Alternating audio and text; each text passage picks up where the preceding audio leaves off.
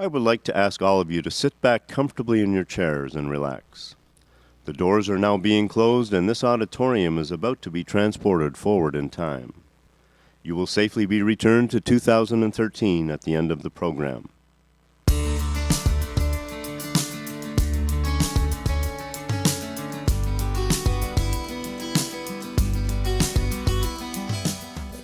TSIA TechFUTURES attendees, welcome to 2018.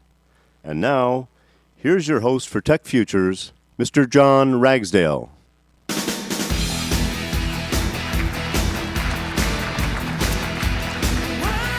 Well, hello everyone, and welcome to 2018. I hope you had a great trip traveling forward in time. I think you had a little bit easier trip here than I did. I want to tell you about my morning. I hope that you can remember Technology Services World 2012, long time ago. I debuted my first book, Lessons Unlearned, 25 Years in Customer Service. It was a great year. Got to do a 28-city tour on the radio, talking to drive time DJs and call-in listeners about the state of customer service. I got to do some book signings, including a career fantasy of mine. I did a book signing in Times Square, New York, which you can imagine coming from a small town, population 803 in southern Missouri, was quite a dream come true for me. And at the end of that year, I was tired. I was so exhausted that one day, it was closing at TSIA, and I realized that I could not get in my car and drive home, or I was just going to fall asleep. So I decided to do what I hadn't done since my startup days. I was just going to crawl under my desk and take a little nap, and no one would ever know. So I crawled under my desk, laid down, and went to sleep, and I was out like a light. The next thing I know, there's a hand on my shoulder shaking me. "Wake up, John, wake up, wake up." So I'm waking up and realizing this carpet has changed, this desk had changed, TSIA had moved out of the office, a new company had moved in, and I was part of the furniture. In fact, I was their new call center manager, and my assistant was waking me up, telling me that it was 8 a.m. and time for our Monday morning staff meeting. So it was quite a surprise because I had this ridiculous Rip Van Winkle beard, but I hadn't lost an ounce. Talk about a slow metabolism. So I said, okay, we're going to do this. I can make it happen. Let's get up and go out and start the staff meeting. So I go out of the office, and all I see are oceans of empty cubicles. And I said, where are all the people? How are we going to have a staff meeting? Because there are no people here. And my assistant says, "Oh, John, it's 2018. Nobody works in the office anymore. Everybody works from home, except for those poor bastards at Yahoo. But some people can never admit when they make a mistake." So I said, okay, so how do we do the staff meeting if nobody's here? And he hands me this tiny little tablet and says, "It's an online meeting. Here are all your people." And I could see people in their homes and their living rooms, a couple people sitting at the beach, which always makes me nervous. And so I say, okay, we can start this staff meeting. But then I notice my assistant, who's standing right next to me with no computer, is in the staff meeting. And I said, "How did you do that?" He said, "Oh, John, you are so far behind. With the built-in microphone and camera and my Google glasses, I'm in the meeting, and my Google Watch has more processing power and more memory than most server farms did back in 2013. Get with the program." So he told me that my HTC One, which was the leading edge application back in 2013, belonged in a museum, so I felt really inadequate. So I said, okay, well, let's gonna start this meeting, and let's start with finding out what our priority one incidents are. And he said, "Incidents? We don't do incidents anymore." So, well, whatever, incidents, work orders, problem reports, whatever you call them. He said, "Okay, I gotta explain something to you. This is 2018. Facebook and Twitter combined and became the largest technology company in the world. As a result, they acquired Oracle, SAP, and Salesforce. They have eliminated CRM as a category because nobody liked it anyway. And now we're using tweets." Said, "You're telling me that I'm supposed to solve complex technical support issues in 141 characters? And he said, "Oh, John, it's 2018. We're down to 70 characters. So this was my welcome to 2018 this morning. And what I found is a lot of things has changed. The Generation Y folks that were just entering the workforce 5 years ago are now running things, and they brought a lot of new ideas, new work ethics, forced collaboration being one of them. A lot of things have changed. Mobile continues to innovate, new devices. It's getting easier to stay connected to just about anything using devices you can't even imagine. Service interactions are more transparent. More and more interactions are happening in social channels, so it's very visible. And if you screw up, everybody knows about it. And finally, you're all dealing in 2013 with oceans of data you don't know what to do with. Imagine 5 years forward. The number of experts, the amount of content, the resources, it's all going to change dramatically. So to help you understand how we're going to navigate this brave new world of 2018, I have 4 experts who are going to come and talk to you about what is the day in the life of a tech support agent in 2018. And we're going to be using Jane, our support tech or support manager of the future. And we also have what is the day in the life of a customer, using Jim, our very tech-savvy customer in the year 2018. So to figure out the day in the life, we're going to look at the future of technology and services from 4 perspectives. First up, we're going to hear about social media in the year 2018 from Lithium, the original support forum company. We're going to hear about knowledge management and content management from Coveo, whose faceted search engine drives the TSIA website and a lot of your websites as well. We have mobility with LogMeIn, who was the first company to bring remote access and remote control for smartphones to the market. And last but not least, we're going to hear about the customer experience in the year 2018 from ISOdx, a company that does proactive support. So at the end of these 4 presentations, you've all got your little voters in your hand. We're going to vote for what you think is the most provocative view of the future, your favorite presentation from TechFUTURES, and I will be announcing the winners on Wednesday during Service Revolutions. So one final thing, in this era of Wall Street, we have to read a safe harbor statement. The presentations you're about to see include examples of future service technology. These examples are intended to be thought-provoking and do not represent any vendor's committed product roadmap. Okay, that's done. So, I'd like to bring out our very first presenter, Joe Cothrell, Chief Community Officer for Lithium Technologies, to talk about the future of social media. Joe, take it away. Well, great. Well, thanks very much, John. As John mentioned, I work for Lithium. We provide social support platform for on-domain and off-domain social support. And I have to say, we're in 2018. I have no idea how we got here. One of the things I've learned in doing this stuff for 20 years is, in social media in particular, it's just impossible to predict the future. I mean, if we think about 5 years ago from 2013, right, 2008, how many of us thought that Twitter was going to transform web-based support that we provide for customers? I mean, Twitter, most people laughed at Twitter, right? Twitter was kind of ridiculous. And now, I think today, in 2013, we have lots of companies that are providing it as a major channel for support. Maybe one way to think about how we get to 2018 is to kind of look at the things we're laughing at today and think are funny. But on the other hand, maybe that's not a good way, actually, to get to 2018. Maybe a better way to get to 2018 is to think about a customer support manager in 2013 and how she follows that journey through to 2018. As John mentioned, the support manager we're talking about is Jane. She is manager alternate care channels for her company. That used to be manager self-service. It used to be manager of unsupported or non-supported channels. But of course, Jane, who originally was responsible for web-based support, web content, added communities 5 years ago, 5 years before 2013. So she had a support community she added. A couple of years ago, she started doing support on Facebook and Twitter at the request of the marketing organization. So now her title is Alternate Support Channels because nobody knows what else to call it.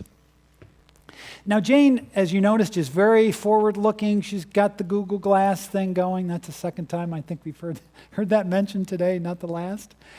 She's looking at data. So today she knows that a relatively small percentage of her customers are actually engaged in social channels today. Feels like a lot, but in general, like most companies, it's low single digits in terms of customers who are registering for our social channels or subscribing, and low double digits for customers who are using those channels passively. That's where we're at today. But when Jane looks at the projections, when she looks at Forrester research and other research out there, and she looks at how demographics are driving change, she's quickly realizing this could double, quadruple. This is going to get very, very big. And what happens when 30% of our customers are using these channels? What happens when even 10% of our customers are actually registering and joining? She sees this as a big wave that she is, in 2013, just slightly staying ahead of. So how does Jane prepare herself for 2018? Well, she has a little bit of help. She has help from her fans. And you might say, gee, do managers of sport channels have fans? Jane actually does. In fairness, sometimes they're fans of the product, sometimes they're fans of the brand, sometimes they're just fans of the category or the industry. Jane never realized she even had these people till she created the support forums back 5 years ago, and suddenly they appeared. And again, it's a tiny number of people today. It's maybe a dozen in Jane's community today. In general, it's about 0.5% of all users you have in social channels who are statistically more active than other users. But the actions that they take end up having a disproportionate impact. In general, they're generating 30 or 40% of the content today. And Jane says, yeah, it's small today, but if I think of those demographic trends, more people in these channels, and if you notice, they're not just looking. That research tells us they're joining, they're creating, they're participating. Jane realizes that over the next 5 years, this is going to be a team of possibly 50 people. This is going to be an adjunct to her formal organization, except it's going to be virtual. And what she thinks is, well, how do I prepare myself for getting these folks engaged in the problems I hope they'll help me solve? Gamification is one way that she's doing it. We're using inside organizations today, increasingly outside organizations. Gamification tools inspire users to do the things they want to do by making it easier and more fun to do those things. So adding gamification techniques and then shifting these users into doing things that are maybe a little more valuable and a little more broadly useful than simply a reply on a thread or a comment on a thread or a rating. Articles, for example, right? Collaboratively created articles that customers can create that many more customers can consume. We've seen it in Wikipedia on the web for a long time. We haven't seen it inside enterprise communities. They just haven't been big enough. It's a scale problem. And as these communities and social channels grow, all of a sudden this opportunity becomes clear. And once this social content becomes in the form of an article, the usage scales immediately because so many customers today don't want to go through a thread and solve problems. So there's this evolution that's happening aided by technology with these most engaged users. But I mentioned support from 2 quarters. Interestingly enough, your average user, your average customer is doing things that help Jane as well. And we're going to refer back to Scott McNeely. Almost 20 years ago, Scott made the memorable comment he probably regrets: privacy is over, get used to it. And one of the things we've learned in 2018 is privacy isn't over. Privacy isn't dead.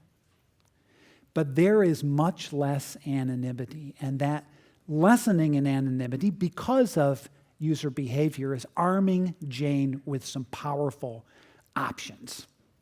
So think about it. When Jane created her support community, back 5 years ago, this was her typical user, right? Rocket Man. That was his username. He gave you an email address. Maybe it was a Yahoo email address. You had no idea whether this person's a customer or not a customer, or whether this person is shopping, or whether this person's a competitor. You just didn't know much about Rocket Man.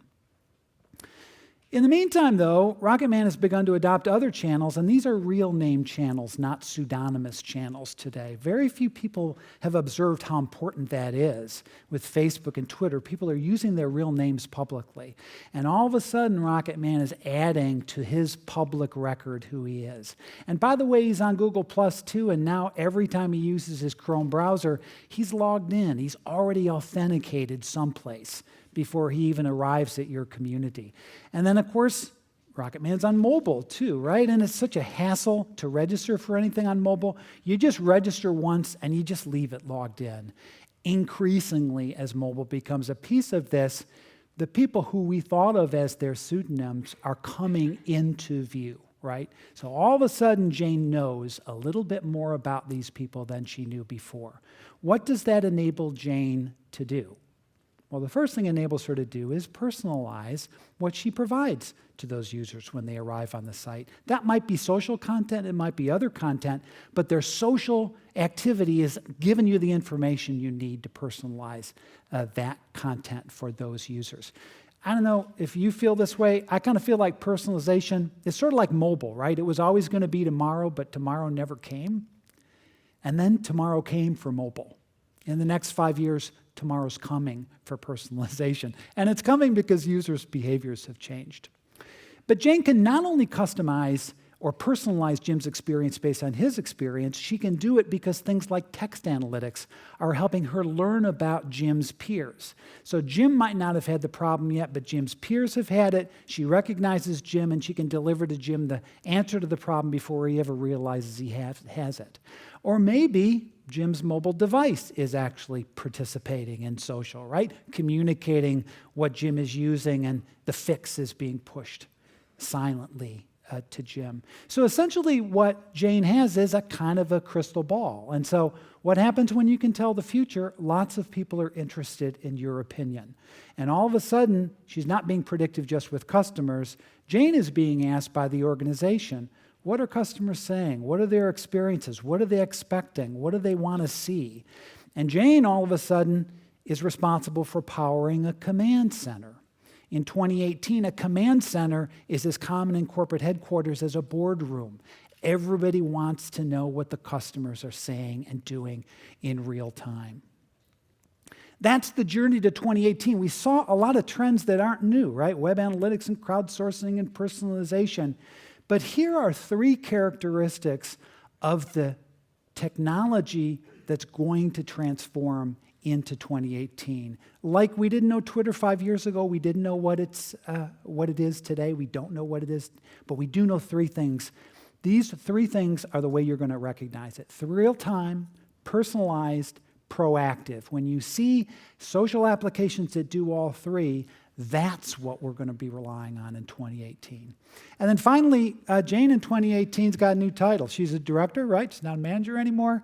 She's in self-servicing channels, channels that take care of themselves, and she's also manager of customer insight in her organization. That's the journey. Thank you very much.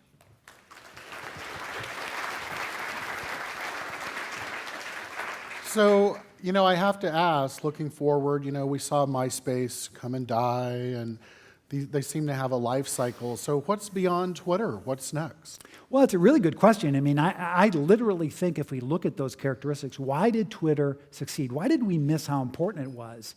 It's because it just does real time really well, right? Mm-hmm.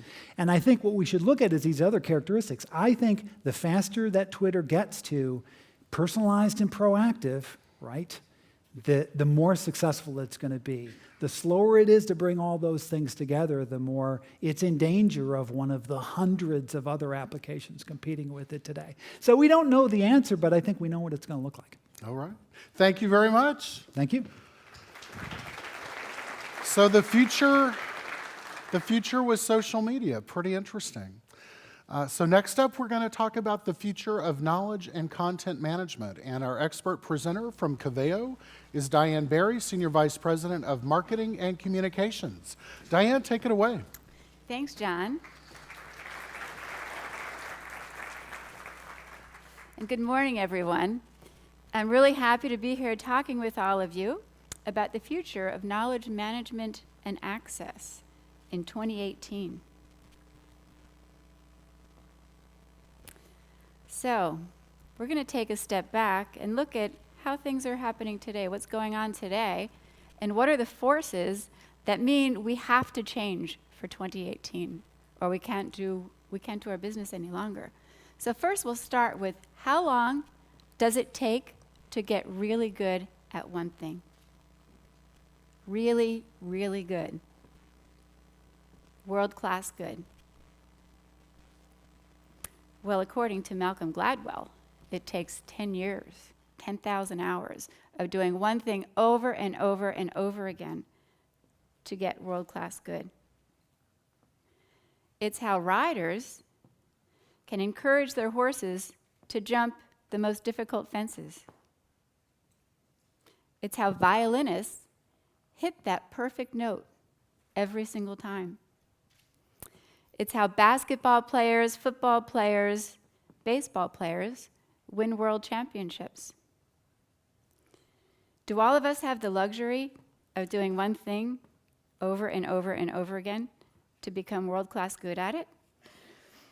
Not many of us. I would love to ride like the gentleman on the screen. He's actually my coach, and he has taken the U.S. to gold championships at many international events, but I don't ride like him. I take lessons from him. I ride at lower levels. I would love to play the violin, but I don't, because I don't have the time to do my job, ride my horses, and play the violin. One thing. How many of you have the luxury of doing one thing every day? Anybody? Raise your hand. About two things? 3? How many of you do at least 10 things every day? Anybody? At least 10 things. I know I do. But can we take the time to do each of those 10 things only for 10 years and get world-class good at all of them? Of course not. Because that is a lifetime, and by the time we finish, we'd have to turn around and start all over again, because things change so quickly. And yet, this is how we teach our children. We teach them repetition, memorization, and drills. Even when there are studies that show us that this doesn't work so well. These pictures you see are from a project that a gentleman named Mr. Mitra, who won the 2013 TED Talk contest, has gotten a $1 million grant to do.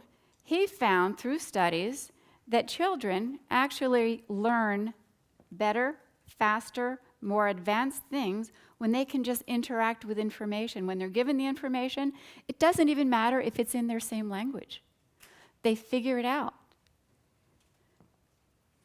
And this school in the cloud will teach these children, or allow these children to learn, not even teach them, but just encourage them to learn much more than our children learn in our schools. And what he learned is that learning is not sequential, it's very personal. What do we teach our service agents? We teach them how to answer simple questions over and over. We teach them the process of answering questions. We teach them the process to go through to find the answers for their customers. We give them lots of technology. We give them knowledge bases and CRM. We give them process flows. We even give them pop-up menus of what to say and what to do at any point in time. And yet, why are we not all running hugely profitable service organizations? Why don't we have 100% customer satisfaction? Why are our organizations drowning in data and yet lacking sufficient insight to conduct business? Why do CEOs say in the IBM survey that they don't understand their individual customer needs? Why don't they have the right response time to market needs? It's because the way we teach, the way we train, the way we access and interact with information no longer works for business.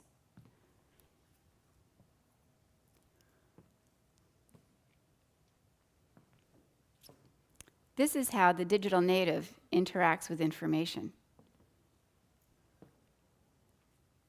She thinks a magazine is an iPad that doesn't work because she wants to find her own way through the data. Right? She doesn't want to turn the pages and look at the pictures sequentially. She wants to find her own path through the data so she can learn in a very personal way. Knowledge is interactive. There's another phenomenon that's related to technology. How many of you remember phone numbers today? I remember my phone number, maybe my childhood phone number, but that's about it. Because I know I can just, push a button on my iPhone and it's going to dial the right person.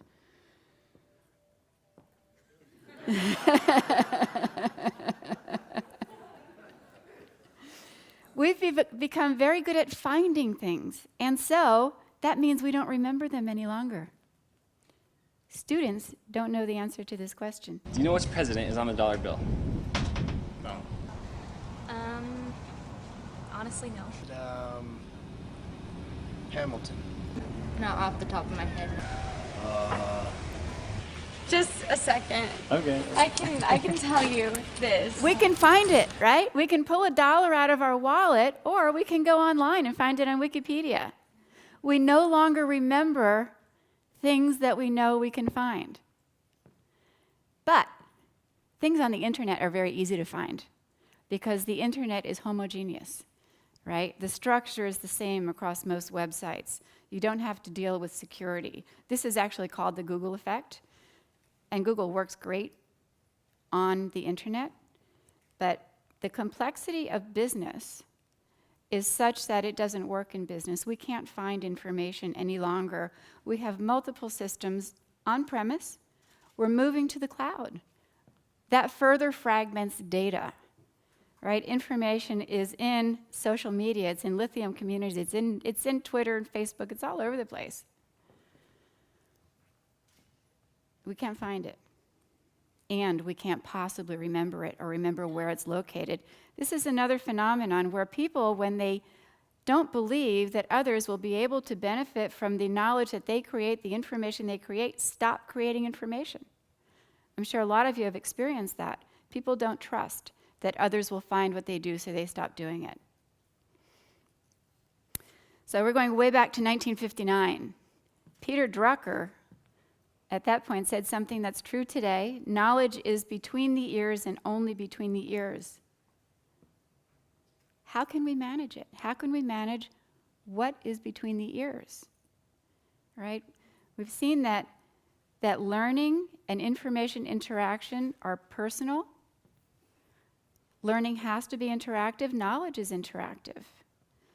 Knowledge isn't information, and information is growing exponentially.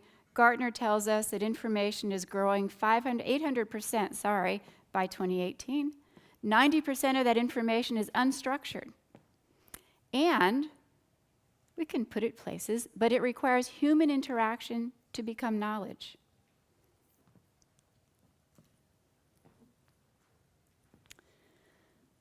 So the question is, in 2018, how will Jane get the information she needs to do her job when that information is scattered across all of these various systems? She will have mobile technology. She'll be able to work from anywhere, and so will her customer, Jim. But where will they get those points of data from all those systems that, when connected together and presented within their context, gives them actionable insight? The answer is, of course, technology. And what you see is the very first productization of this type of technology, which is information from any system, any combination of systems, presented within the context of the user already related to what they're doing, even if that information is between the ears of another person. This first productization is in Salesforce, and there will be many, many more. Information from anywhere, within any system, already related to what the user is working on. So Jane won't have to know where information is. She'll simply see information related to what she's working on from any system, any combination of systems, presented within whatever system she's working in. This is the future of knowledge management and access. and it is starting today. Thank you very much.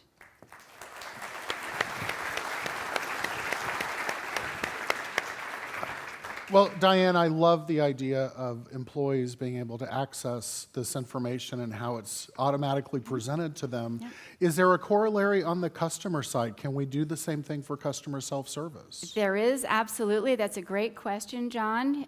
We're actually working on that as well. We have created lots of portals and pushed information to customers, but this concept of information from anywhere within any system is also currently being productized, and we'll have the first prototype in just a little while, probably a couple of months. Fantastic. Maybe you can show it to us at our fall event. We'd love to. Thank you very much, Diane Thank you. Barry. So we've covered social media. We've covered knowledge and content management. So in our exploration of technology in the future, our next topic is mobility. And to tell us more about mobility, we have John Purcell, Director of Customer Care Products for LogMeIn. John, take it away. Thank you, John. Good morning. Just to get started, I'd like to introduce you to a friend of mine. I'd like to try and introduce you to a friend of mine. Everybody, this is Jim. Finally, we meet Jim. Say hi, Jim. He's thrilled to meet you, too. Jim is from the future. Apparently, we're wearing orange pants and yellow T-shirts in the future. Who knew? But just something I'd like to tell you about Jim. Jim exhibits behavior that a lot of people in the room here I know can relate to. Jim is a technophile. And what that means, as you all know, he doesn't just want the latest device. He needs the latest device. He craves the latest app and the latest technology. In fact, he has a fundamental void in his soul that can only be filled when he's sure he's the earliest among early adopters. Now, this also means that when his employer, Acme Corporation, decides to upgrade their CRM system and move it to Salesforce.com, Jim is among the first to log in, activate his account, and start managing his leads and accounts and pipelines and opportunities. Oh my, ladies and gentlemen, productivity unbounded. What made it even better for Jim was that he was able to do all of this on a brand new Windows Surface Pro that he bought for himself at Best Buy. He was often heard to say, by the way, the Surface Pro is what Microsoft should have released the first time round. Oh, by the way, if anybody wants to try this themselves and go to Best Buy, you'll find the Surface Pro in the BYOD department. So we roll the clock forward a couple of weeks, and Jim is busily being productive on his Surface Pro, managing his accounts, managing his opportunities, happily, everything's going spiffingly well. Until one morning, Jim sparks up the Surface Pro and realizes he can't find his pipeline. Where did his pipeline go? So what does Jim do? Well, the first thing he does is he says, "Oh dear." Well, we all know Jim didn't say, "Oh dear." He's a technophile. He got mad, he got angry, and he said, "Technology should just work." And then he uttered those famous words that all the support and service pros in the room love to hear. "I didn't change anything." Now, just a quick aside about Jim at this point. Jim is a millennial. A millennial. Now, what that means is Jim will happily communicate all day long with lots of people around him. He just doesn't want to talk to anybody. And he certainly doesn't want to talk to his IT department about his Salesforce.com problem. So just when things were getting out of control for Jim, he spots the Help Me button in his app. And he thinks, oh, great. What's this? Well, okay, let's give it a shot. I don't want to call IT. So he clicks it. And a box slides seductively into view, and boom, instantly he's connected to Hal, his friendly IT guy. Well, he knows it's Hal because his app tells him it's Hal. There's a picture of him right in the window. So using mobile chat, they talk about the problem, what's Jim seeing. Hal's asking lots of good questions. And Hal thinks, you know what we need to do here? We need to take a look. Let's do a quick in-app view. So they get connected, and Hal quickly sees that the pipeline view is missing from Jim's Surface Pro app. He uses an old trick developed in late 20th century IT. He validates the problem by seeing the problem.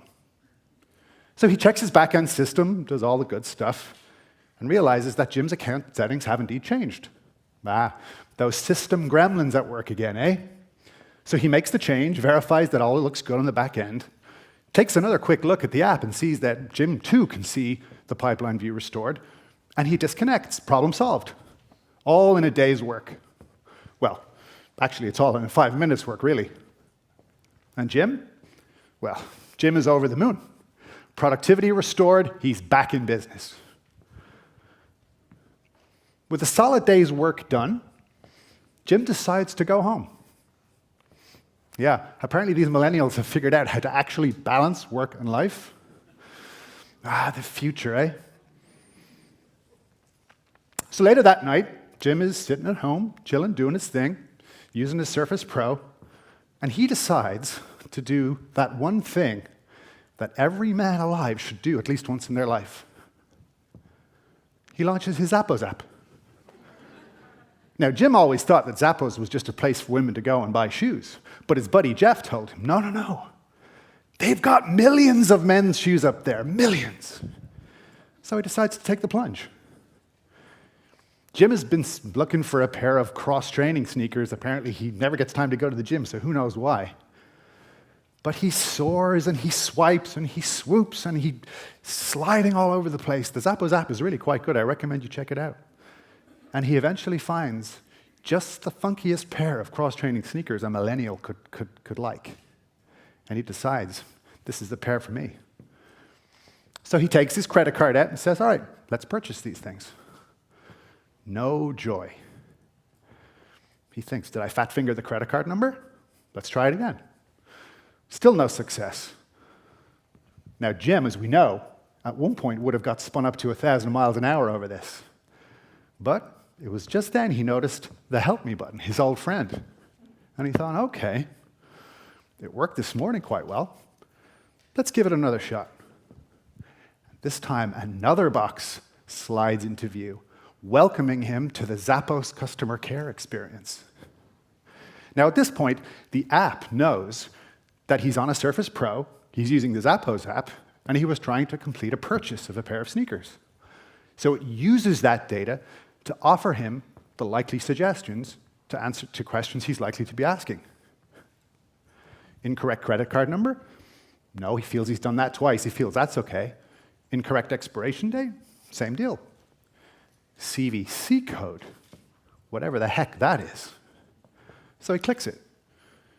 But the app also gives him the option, if none of those are appealing to him, to connect to an agent using the chat button. But they also know that because Jim is a millennial, as we talked about, he's quite likely to want to choose a different channel, so it gives him those options too. But in this case, he selects the CVC option. And the app tells him the CVC code is the 3-digit number on the back of the card, not the 4-digit number on the front. This is why Jim doesn't do e-commerce. So, armed with the right number, he reattempts the transaction, and lo and behold, bingo, success. The transaction goes through, and Jim is now the happy owner of a funky pair of millennial cross-training sneakers. Just like that. So happy with his day, Jim exits his Zappos app, opens his Twitter app, which luckily is backwards compatible, so still takes 140 characters to John Ragsdale's point, and says, got amazing app support at work and from Zappos right on my Pro today. Wonderful experience. I love my Surface. Hashtag live, work, and play mobile. Now, many of you in the room probably know Jim. You probably know people who work and live just like Jim does. You may be already taking calls just like the ones Jim has. You may be Jim. But what Jim represents is a new type of customer that we're seeing more and more and will continue to see into the future. They work exclusively on devices that they purchase themselves. Devices, by the way, that are more portable and stable than any computing devices we've ever seen. He's looking for help and answers on software and apps. He wants answers right away, instantly, delivered to him the way he wants them. Mobile technology lives at the center of Jim's life, and he's not afraid to share his experiences and tell people about it, right from that mobile device. Ladies and gentlemen, thank you.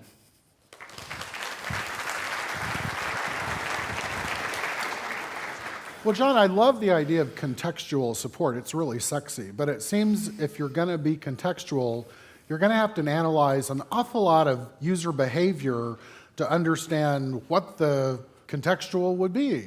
So where does that data come from and how do you analyze it? That's a great question. I mean, the bottom line here for us is that there are thousands, tens of thousands, millions of these interactions with customers just like Jim every day, during which data is exchanged, information is shared. It's only through effective sort of consolidation of that data, running analytics across the data, that you can then contextualize it for other people like Jim. It can be anonymized to our previous presentation, but to me, that's how the role of big data will be brought to bear in customer service. Fantastic. Well, thank you, John Purcell from LogMeIn. Thanks, John. So we are up now to our final presentation for Tech Futures, and we're now going to find about the future of the customer experience from TJ Felice, President of ISOdx Solutions. TJ, take it away. Thank you, John. Good morning. My name is TJ Felice, and it's my pleasure to be with you here today at the inaugural Tech Futures event. You know, when John first invited me to come and speak with you this morning, I was very excited, and as I began to put together my thoughts around what I would say, my excitement continued to build and build and build, right up until the point where I saw the speaker lineup for today, and I realized that I'm the speaker standing between you and lunch. Awesome. In light of this, I think it's best if I reduce the huge topic of customer experience down to 3 themes, and I'd like to explore each of those with you here this morning. So the first theme I'd like to touch on is the theme of proactive support. If you join me and go back in time to 2013, independent software vendors, managed service providers, and original equipment manufacturers generally articulated the concept of proactive support, but it was based on this idea of a health check, right? A health check was a periodic touch point between these companies and their customers to see what had changed over time. Customers were experiencing perhaps some impact in the value they were getting from products as changes occurred. So let's join Jim in a 2013 health check process, if you will.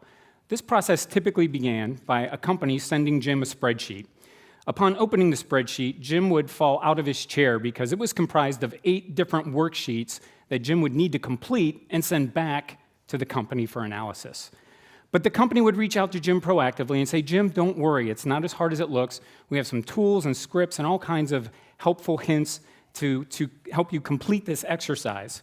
And so Jim would embark on completing a rather complex spreadsheet, and after a few support calls to figure out why the script wouldn't work and what permissions the tool needed to access the data, he'd gone through a multi-day exercise of completing the spreadsheet, and in the process had pulled out all of his hair. Nonetheless, he was able to send that spreadsheet back to us. We were able to analyze the data he'd collected and provide Jim with some feedback. In spite of the fact that Jim now had a spiffy new hairdo he wasn't planning on, even he would agree the process had tremendous value for him. So let's fast forward to today, 2018. The whole concept of a health check today is extinct. Today, we leverage technology to gather periodic snapshots of how we interact with our customers. These snapshots include customer preferences, behaviors, interactions, and how things have changed over time. So today, we use these snapshots to build something we call digital DNA. And by definition, this DNA is unique to each and every customer. The health check today is tailored to how customers want to interact with us as a company. We know what changes have occurred over time, and for more conservative customers like Jim, we send him information about the changes that have occurred and guidance on small modifications he can make to his IT ecosystem that would improve the value he gets from our product. Now, many of our other customers are less conservative than Jim, and they're more comfortable having us make small adjustments to their IT ecosystem in an automated fashion to improve the value they get from our product. And at the end of the process, we simply send them an audit trail.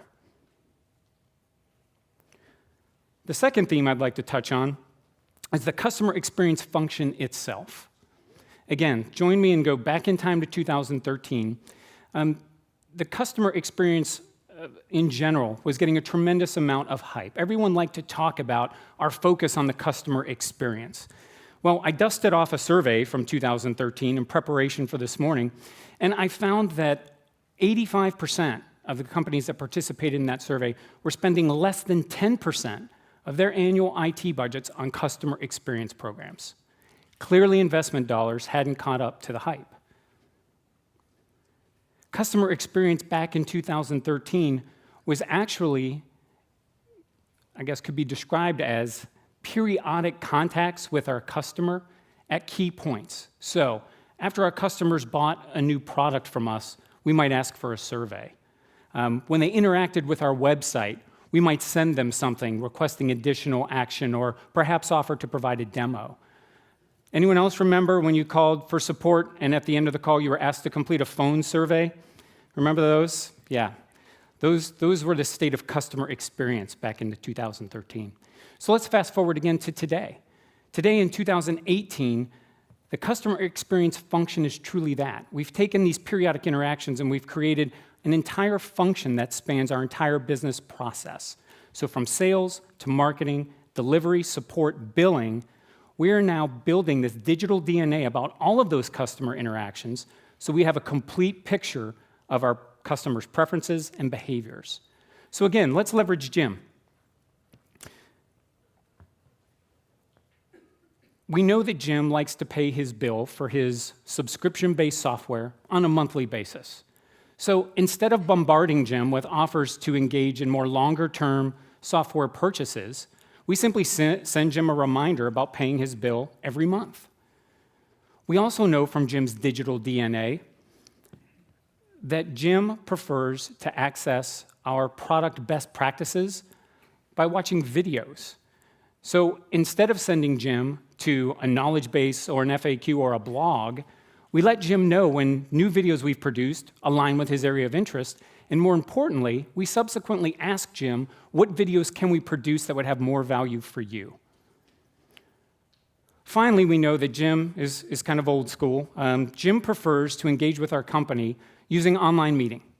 So instead of trying to offer Jim opportunities to engage with us in the channel we prefer, we've developed a unique link that Jim can use to spin up an online meeting with our company whenever he wishes. Okay, how we doing? Is everyone still awake out there? I want to make sure we don't have any Rip Van Ragsdales nodding off. Everyone's good? Okay, excellent.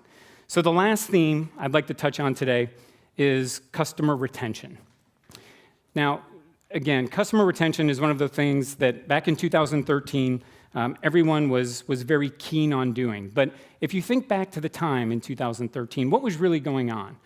Well, companies were struggling to meet the changing requirements of their customers and how they consumed their products.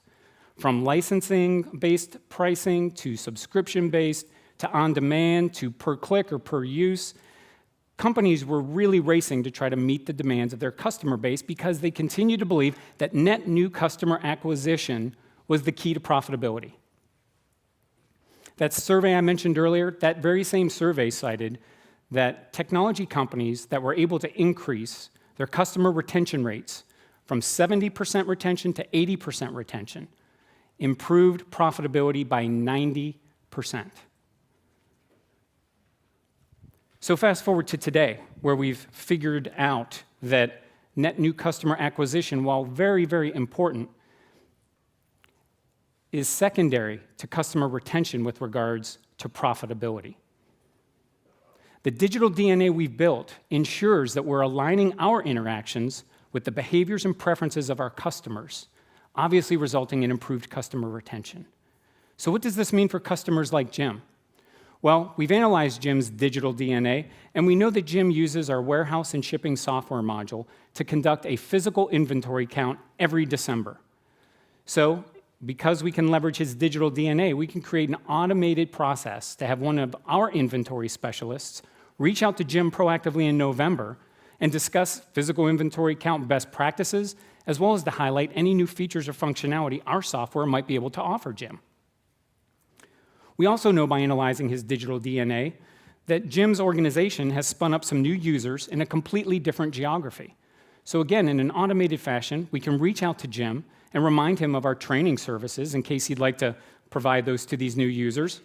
And we've also sent a very kind reminder that he's now at the ceiling of his subscription license model, and it'd be a great time to take advantage of some discounts we have to offer him. So in closing today, we've covered a tremendous amount of information, and I think it's easiest to summarize what I've shared by leaving you with a PEARL, P-E-R-L. The P is for proactive support. In 2018, organizations will be able to offer their customers truly proactive support in the manner in which they want to consume it. Secondly is the customer experience function. The customer experience function will truly be a horizontal function that spans an entire business so that this digital DNA can be comprised and leveraged, which leads us to the R, customer retention. Because we have customer insight, we can now retain customers and take advantage of that profitability engine. How cool would it be if we could all go back in time knowing what we know today about the customer experience? The L is for lunch. Thank you all very much.